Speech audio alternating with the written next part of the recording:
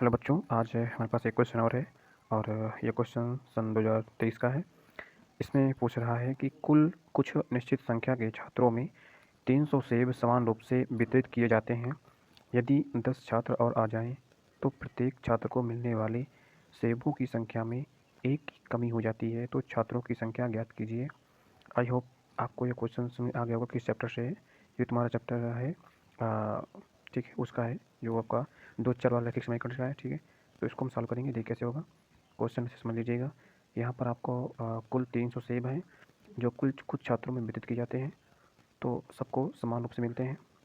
लेकिन जब 10 छात्र और आ जाते हैं तो सबको एक एक कम से मिल पाता है। तो छात्रों की संख्या ज्ञात करनी है, तो इसको हम इक्वेशन बनाएंगे और सॉल्व करेंगे। ठीक है, चलिए देखिए क्वेश्चन को सॉल्व करेंगे। ये कैसे करते हैं, फर्स्ट पे लिखेंगे माना छात्रों की कुल संख्या x है। ठीक है, तो हमने लिख दिया माना छात्रों कुल संख्या x है। अब लिखेंगे माना सॉरी जो दिया गया है कि कुल सेब की संख्या 300 है। ठीक है, तो मैंने इस तरह से लिख लिया है। अब एक चीज़ और देखिए जो मैं आपको समझाना चाहता हूँ अच्छे से। देखिए, अगर 5 लोग हों, ठीक है, और कुल 10, ठीक है, सेब हों, ठीक है, और उनको इसमें बांटने हो, तो कैसे बांटेंगे? हम क्या करेंगे, जो सेब की संख्या होगी, ठीक है, 10 सेब को 5 लोगों में बांट रहे हैं, ठीक है, तो करते क्या है कि जब 5 लोगों में बांटना है, 10 सेब है, तो जो सेब की संख्या होती है उसमें सेब की संख्या में हम लोगों की संख्या का भाग देते हैं। ठीक है, लोगों की संख्या का भाग देते हैं। जैसे यहाँ पर अगर 10 सेब हैं, 5 लोगों में बांटने हैं, तो 10/5 करेंगे, 2 आएगा, तो सबको 2 2 सेब मिल जाएंगे।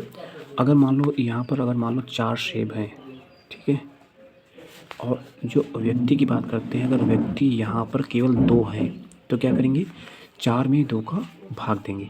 तो सेब की संख्या हमेशा व्यक्ति की संख्या भाग देते हैं, तब निकलता है कि कितने कितने लोगों को, ठीक है, तो एक व्यक्ति को कितने सेब मिलते हैं। तो जैसे हम 4 का भाग देंगे 2 में, तो आता है 2, अर्थात जो है प्रत्येक व्यक्ति को 2 2 सेब मिलने वाला है। तो जब कभी भी ऐसा क्वेश्चन आए, अगर मान लो मैं कह दूँ कि 10 लोग हैं और कुल 50 सेब हैं, 50 सेब हैं, तो प्रत्येक लोग को या प्रत्येक व्यक्ति को कितने सेब मिलेंगे? तो कैसे करेंगे, सेब की संख्या में जो व्यक्ति की संख्या होती है उसका भाग देते हैं, ठीक है, अर्थात वस्तु की संख्या में जो लोग संख्या भाग देते हैं, तो प्रत्येक व्यक्ति को कितने सेब मिलते हैं वो यहाँ से निकल के आता है। क्योंकि हमको निकालना है प्रत्येक व्यक्ति को कितने सेब मिले हैं, तब यहाँ से निकल आता है कि प्रत्येक व्यक्ति को 5 सेब मिलेंगे। ठीक है, तो जो आपको निकालना होता है ना, उसी से भाग देते हैं। सबको निकालना है कि प्रत्येक व्यक्ति को कितने सेब मिलते हैं, तो हम क्या करते हैं, प्रत्येक व्यक्ति को जो कुल व्यक्ति को भाग देते हैं। तो सेम काम को यहाँ भी करना है। अब यहाँ क्या कह रहा है, तो सिमिलरली हमको यहाँ भी करना है। यहाँ कह रहा है कि छात्रों कुल संख्या x है, कुल सेबों की संख्या 300 है। तो अगर मैं ये बोलूँ कि प्रत्येक व्यक्ति को कितने से मिलेंगे, तो यहाँ निकल के आएगा प्रत्येक व्यक्ति को कितने से मिलेंगे, तो सेब की संख्या में कुल छात्रों की संख्या का भाग दे देंगे। ठीक है, ठीक है, तो हमने वही काम किया कि प्रत्येक छात्र को जो मिलने वाले सेबों की संख्या थी उस पर हमने क्या किया कि सेबों की संख्या कितनी हो गई, तो हो जाएगी 300/x। ठीक है, 300 आपकी सेबों की संख्या है और x हमने जो छात्रों की संख्या है वो माना है, तो छात्रों की संख्या का भाग दे देते हैं। ठीक है, ये बात आपको समझ में आई होगी, आई होप। अब आगे क्या करना है, आगे कह रहा है कि यदि 10 छात्र और आ जाते हैं, तो प्रत्येक छात्र को मिलने वाले सेबों की संख्या में 1 की कमी हो जाती है। ठीक है, तो अगर 10 छात्र और आ जाते हैं, तो छात्रों की कुल संख्या पहले की संख्या में 10 ऐड हो जाएंगे, ये हो जाएगा। अब बताओ, जब पहले कुल छात्र x थे, कुल सेबों की संख्या 300 थी, तो प्रत्येक छात्र को 300/x सेब मिल रहा था। अब जब कुल छात्र x + 10 हो गया, तो सेबों की संख्या वही है, तो प्रत्येक छात्र को कितने से मिलेंगे, तो यहाँ लिखेंगे तब प्रत्येक छात्र, ठीक है, को मिलने, ठीक है, वाले सेबों की संख्या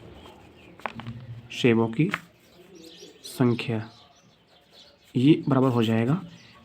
ठीक है, तो 300/x + 10 हो जाएगा। अब क्वेश्चन में एक बड़ी ज़बरदस्ती बात कहता है। क्वेश्चन में कह रहा है कि यदि 10 छात्र और आ जाते हैं, तो प्रत्येक छात्र को मिलने वाले सेबों की संख्या में 1 की कमी हो जाती है। मतलब पहले प्रत्येक छात्र को जितने सेब मिल रहे थे, बाद में जब 10 छात्र और आ जाते हैं, तो प्रत्येक छात्र को जो सेब मिल रहे थे वो सेब एक कम सेब मिलता है, ठीक है, पहले से एक कम सेब मिलेगा, ठीक है। तो मैंने प्रश्न अनुसार लिख दिया हुआ है 300/x बराबर 300/x प्लस 10 माइनस प्लस 1, ठीक है। अब एक बात ध्यान सुनिए, ये वो सेब हैं प्रत्येक छात्र को सब मिल रहे थे तब जब कुल छात्रों की संख्या मैंने x माना था, लेकिन जब 10 छात्र और आ जाते हैं तब जितने सेब मिल रहे थे प्रत्येक छात्र को वो सेब पहले की सेब से एक कम था, ठीक है। मतलब इसको मैं छुपा देता हूँ, तो जो ये सेब हैं ये सेब इन सेबों से एक कम है, ये कम है, तो इसको बराबर करने के लिए जिधर कम होता है उधर एक ऐड कर देंगे, ठीक है। हमने एक ऐड कर दिया, तो अब ये प्रत्येक छात्रों को सेब मिल रहे थे जब x थी संख्या, ठीक है। जब 10 छात्र और आ जाते हैं तब प्रत्येक छात्र को कितने सेब मिल रहे थे, ये सेब है, हमने इधर एक ऐड कर देंगे तो समीकरण बन जाएगा, दोनों समीकरण बराबर हो जाएंगे। अब इसको हमको सॉल्व करना है, ठीक है। ये बात आई होप आपको समझ में आई होगी, फिर से एक बार देख लो। जब हमने माना था कुल छात्रों की संख्या x है, कुल सेब 300 है, ये दिया गया था, तो प्रत्येक छात्र को कितने सेब मिल रहे थे, वो हो जाएगा 300/x। कुल सेब में कुल छात्रों की संख्या का भाग दे देंगे तो प्रत्येक छात्र को मिलने सेब हो जाएंगे। लेकिन यहाँ पर क्या है, जब कह रहा है कि जब 10 छात्र और आ जाते हैं तो प्रत्येक छात्र को पहले जितने सेब मिल रहे थे उसमें से एक कम हो जाता है, तो ये इसमें एक कम है, तो बराबर करने के लिए क्या करेंगे, एक इधर जोड़ देंगे तभी तो उसके बराबर होगा। तो ये बात जरूर याद रखना, जिधर कम होता है उधर हम ये जोड़ते हैं, ठीक है। तो ये एक इक्वेशन बन जाएगा, इसको हम सॉल्व करेंगे। अब देखो कैसे सॉल्व करते हैं, सॉल्व करने बहुत आसान है। क्या करेंगे, हम इतने 300, ठीक है, बट्टे x और माइनस लगाएंगे, 300/x प्लस का 10 बराबर 1 हो जाएगा, ओके। अब इसका एलसीएम लिखते हैं, जैसे एलसीएम सॉल्व करेंगे, देखिए तो हमने एलसीएम लिया था, एलसीएम लेकर सॉल्व करेंगे तो इससे बनेगा, आराम से सॉल्व कर सकते हैं आप लोग खुद ही, ठीक है। 300x प्लस हो जाएगा, ये हो जाएगा 3000, ठीक है, माइनस का 300x हो जाएगा और बटे करेंगे x ब्रैकेट में x प्लस का 10 हो जाएगा, ये कैंसिल आउट हो जाएगा, बराबर 1 लिखा हुआ है। तो यहाँ से एक इक्वेशन बन जाएगी, ये इक्वेशन बन जाएगी x² गुणा करेंगे x² प्लस का 10x, ठीक है, और बराबर हो जाएगा 3000, ठीक है। अब क्या हो जाएगा, x² प्लस का 10x माइनस का 3000, ठीक है, बराबर 0 हो जाएगा। अब यहाँ पर हम क्या करेंगे, इसको हम गुणनखंड करेंगे, गुणनखंड आप लोग को आता होगा, तो x² प्लस का 60x माइनस का 50x माइनस का 3000 बराबर 0। अब गुणनखंड आप लोग को सीखना पड़ेगा, ठीक है। अभी इतनी बात नहीं बताऊँगा मैं, ये आप लोग को जानना पड़ेगा कैसे गुणनखंड करते हैं, अगर नहीं आता तो, ठीक, आता तो बहुत अच्छी बात है, ठीक है। जब 60-50 गुणा करेंगे तो 3000 मिलेगा और घटाएंगे तो 10x मिलेगा, ठीक है।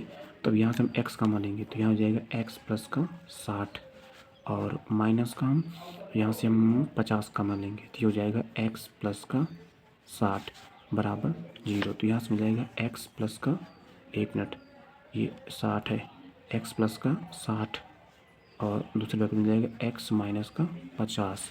तो यहाँ से इसको लेंगे तो ये माइनस का आ जाएगा, ठीक है। छात्रों की संख्या तो माइनस में होगी नहीं, तब ये वाला लेंगे, ठीक है, बराबर 0 लगा करके। तो यहाँ से लेते हैं कि x माइनस का 50 बराबर 0, तो x का मान आ जाएगा 50। मतलब ये है कि जो कुल छात्र थे, ठीक है, कुल छात्र